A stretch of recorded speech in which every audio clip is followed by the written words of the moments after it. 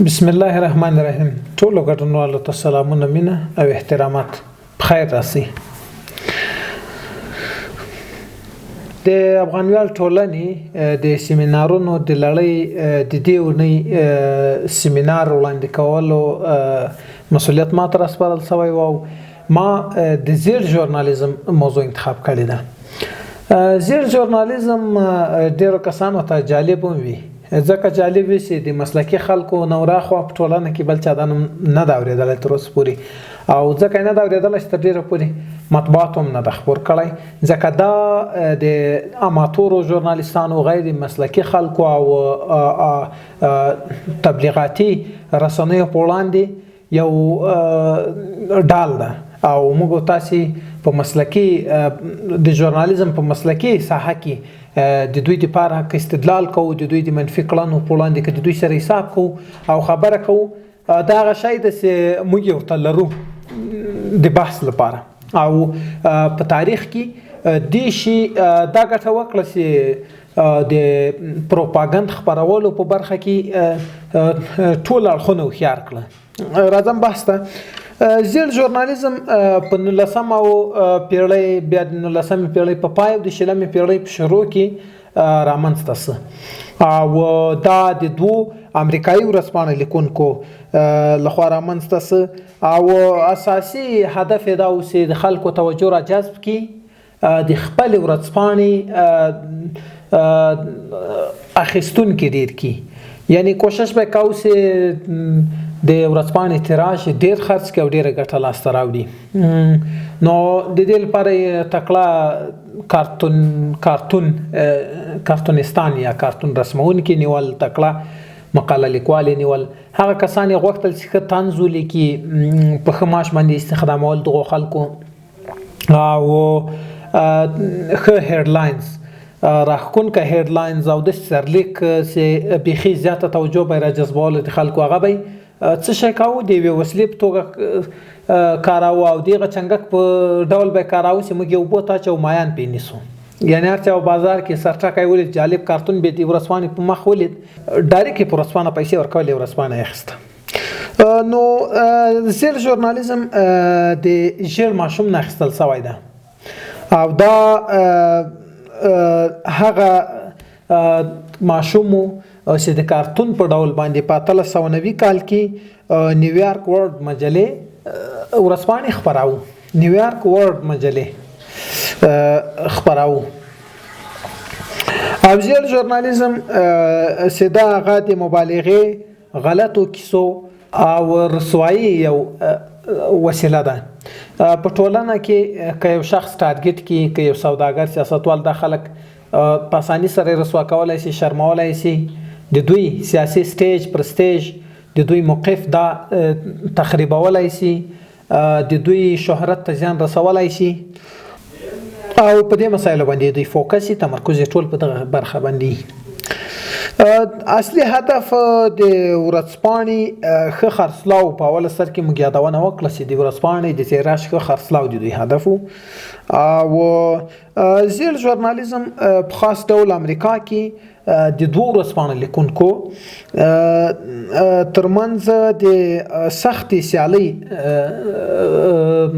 د زیر ژورنالیزم تاریخچه دغه مخته خبره باید کړ شي. د زیر ژورنالیزم تاریخچه په امریکا کې د دوو ورځپاڼو لیکونکو ترمنځ سختې سیالۍ ته رسیږي، او د نیویارک ژورنال ورځپاڼې د خپرونکي ویلیام راندولف هیرسټ ترمنځ وه، او دوی به هره ورځ په جنجالونو کې سره ښکېلو، هره ورځ به په سیاسي، اجتماعي، سپورتي او نورو بېلابېلو برخو کې یو د بل په خلاف باندې نشرات خپرول، ځکه دوی د ورځپاڼې د تیراژ خرڅولو لالچ دې ځای ته ورسول چې بیخي یوه اجتماعي ګډوډي رامنځته کړه. جالب سرټکی راوړي، هیډلاینز اوله سر کې مې یادونه وکړه. کوچنۍ موضوع لویوي، لویه موضوع کوچنۍ کوي، لوی عکسونه په اول مخ باندې خپروي، په دوم مخ باندې کارتون ضرور خپروي، جعلي خبرونه په لوی سرټکیو کې په اول مخ باندې اچوي، او له نورو شیانو به کار اخیسته. د دوه کسانو په نیویارک کې دوی په امریکا کې سره په لانجه دغه کوم مسایلو ته سیمه یادونه وکړه دغه تای کار ویلی وو. داسې په اوس وخت کې د زیړ ژورنالیزم څه ډول په ټولنه کې روان ده، په نړۍ کې، په سیمه کې، په افغانستان کې، وروسته راځو لینک ورکوو انشاءالله. نو عامه افکار، سیاسي پیښې، په سیاستوالو، سوداګرو، نورو شخصیتونو داغې ښودل، منفي ویل، دا د دوی ورځنۍ چاره وه. د زیړ ژورنالیزم په پراخه کچه مخالفت هماغه وخت لا سوی ده په امریکا کې، او د هغه وخت کارپوهانو او د ټولنې پوه خلکو ویلي اوسې د مطبوعاتو بېطرفي خرابه کړې ده، د مطبوعاتو په بېطرفي باندې یو تور داغ ده. رسالتو د مطبوعاتو اغیزې تر پوښتنې لاندې راوستی ده، ټولنیزه بې بندوباري رامنځته کړې ده او اجتماعي بې ثباتي ته لاره ور کړې ده، او یوازینی هدف د ورځپاڼې د ډیر خرڅلاو لالچ ده. سیتابن د ورځپاڼې ډیر خرڅلاو لالچ، ژورنالیستي معیارونه، ژورنالیستي اخلاق او ډیر مهم حقوقي مسایل تر پښو لاندې کوي، او د عکس په خپرولو، د محتوا په خپرولو کې بیا دې ته پام نه کیږي چې د چا شخصي حریم نقص ده که نه ده نقص. که رښتیا وویل چې د 19مې پیړۍ په پای او د 20مې پیړۍ په پیل کې دغه زیړ ژورنالیزم سره څرګند شوی او په تاریخ کې د زیړ ژورنالیزم لومړي وختونه دومره بد هم نه و. تر ډیره پورې که وګورو په حکومتي سیستم باندې مخامخ هغه کولې، نیوکې کولې، د حکومتي سیستم په ناکامیو کارتون، تبصرې، فیچرونه، مقالې لیکلې، تحقیقات کول، همدارنګه د فساد په ډاګه کاوه. د وخت په تیریدو سره بیا زیړ ژورنالیزم د غیر مسؤلانه ریپورت ورکولو او د ژورنالیستي اصولو، مقرراتو، معیارونو د پښو تر لاندې کولو یو مترادف وګڼل سو. یعنی زیړ ژورنالیزم او زیړ ماشوم او دغه کارتون به یادېده، نو د هر چا په ذهن کې به داسې یو خبره وسي، مثلا په ژورنالیزم رشخند وهل، په مسلکي ژورنالیزم رشخند وهل. په نوي دور کې د ټکنالوژي او ملټي میډیا رسنیو په رامنځته کېدا، د ویب ژورنالونو، د الګوریتمونو، د ای آی مصنوعي هوښ په راتګ سره زیړ ژورنالیزم فضا ګرځنه سوې او ضعیفه سوې ده. نن هر سړی د خپل سمارټ فون له لارې ډېر پراخو معلوماتو ته لاسرسی لري او غلطول سخت سوي دي. دغه وخت نه ده چې برق نه و، انټرنیټ نه و، رسیدګي نه و معلوماتو ته. نن غلطول او د دروغو معلوماتو خپرول نهایتا سخت سوي دي، او عامه اذهان داسې په اساني سره نه تیروزي. خلک ډایرک د معلوماتو اصلي سرچینې پیدا کوي او ډایرک هغه رسنۍ په ټولنه کې خپل حیثیت له لاسه ورکوي چې دروغ یې ویلي وو. رسنۍ ډېر هڅه کوي چې دروغ ونه وایي. ځینې هغه موارد ذکر کوو چې د هغه د زیړ ژورنالیزم ځانګړتیاوې بللی سو. سیالي او حساسیت په هره موضوع کې د نورو ورځپاڼو سره هدف سیالي وه، او د همدې لپاره به ډېر عادي موضوعات جالب نیول کېدل، ډېر واړه موضوعات به لویېدل، لوی به واړه کېدل. دغه شی روان و او هدف خرڅلاو، مارکیټینګ باندې ډېر فوکس و. همدارنګه په ځانګړتیا کې زیړ ژورنالیزم کلمې ته راځو چې موږ وویل دا یو مزاحیه ماشوم و، د یو کارتون و.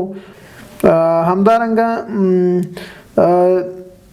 دغه ماشوم ځانګړتیاوې دا وي چې گنجای سر یې و، زیړ تیاره کمیس یې اغوستی و، اغوستی به یو دا کارتون، او په همدغه اوسې دغه په زیړ ژورنالیزم سره مشهور سه. نو دریم ځانګړتیا یې دا وه چې تاثیر ته دلته موږ هغه کوو، د زیړ ژورنالیزم تاثیر ته کتنه کوو. نو د اسپانیا او امریکا ترمنځ مخالفتونه د 19مې پیړۍ په وروستیو کې زیات وو، او کله چې د 1993 کال کې د امریکا USS ماین په نوم باندې بیړۍ ډوبه سوه، نو دغه زیړ ژورنالیزم لارویانو د څو اخبارونو لیکوالانو کارتونستانو سي موضوع دومره لویه کړه چې بیخي امازهانې جګړې ته چمتو کړل او په امازهانو کې د جګړې ذهنیت پیاوړی کړل. مخکې تر دې چې سیاستوالو حکومت د جګړې خبره وکړي خلکو د جګړې غوښتنه کوله او دغه د زیړ ژورنالیزم دغه وخت لوی تاثیر یعنی د اسپانیا په وړاندې د ټولو خلکو ذهنیتونه واړول داسې تورې پورې که په خپلو تفسیرو کې چې دغه بیړۍ چې ډوبه سوې ده د اسپانیا ډوبه کړې ده. حساس تکتیک او تخنیکونه یې کارول. لیکوال کارتونیست هر یو خپل مسؤلیت ادا کاوه.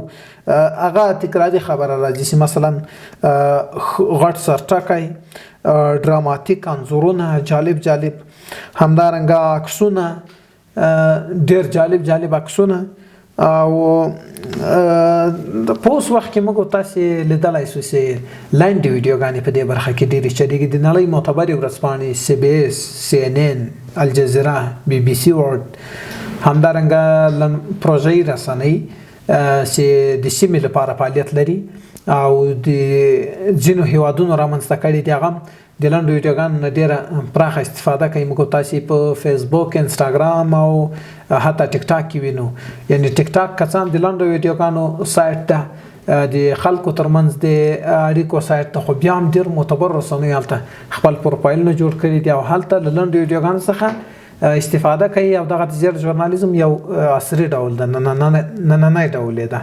یعنی د ټیک ټاک وړه ویډیو باید د ژورنالیزم معیارونو ته داخله نسی خو دا د اوسني وخت د زیړ ژورنالیزم یو مثال ورکولی شو چې متاسفانه وړو لنډو ویډیوګانو لوی مطبوعاتو ته لاره کړې ده. د لوی مطبوعاتو په سایټونو باندې د لینکونه نشریږي. تکامل او په ژورنالیزم اغیز مسلکی ژورنالیزم ټکنالوژي د ژورنالیزم نوې معیارونو د ژورنالیزم د حقوقو او اخلاقو په برخه کې نړیوالو کنونسیونونو تړونونو که څه هم زیړ ژورنالیزم ضعیفه که خو په پښتو کې یو متل ده وایي چې مار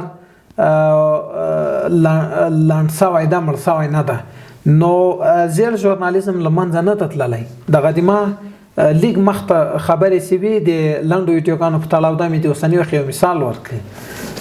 همدارنګه ځینې د رسنۍ د ګرافیک نه زیاته استفاده کوي چې دا په خپله زیړ ژورنالیزم یو ډول ده. حتی د AI یا مصنوعي هوښ پر مټ چې نن سبا کوم انځورونه جوړېږي دغه هم ماته د زیړ ژورنالیزم یو ډول ښکارېږي ځکه دې ته انساني تخیلات ورانټر کېږي بیا هغه ورته پروسس عکس ورکوي چې په هغه کې کله کله افراط شوی په ځینو مواردو کې. تاسې به لیدلي تر حقیقي انځور دغه د AI عکسونه چې دی هغه ډېر سړی پاروي. هغه احساسات کې غالبي زیاتي د چا خبره مبالغه کې سوي.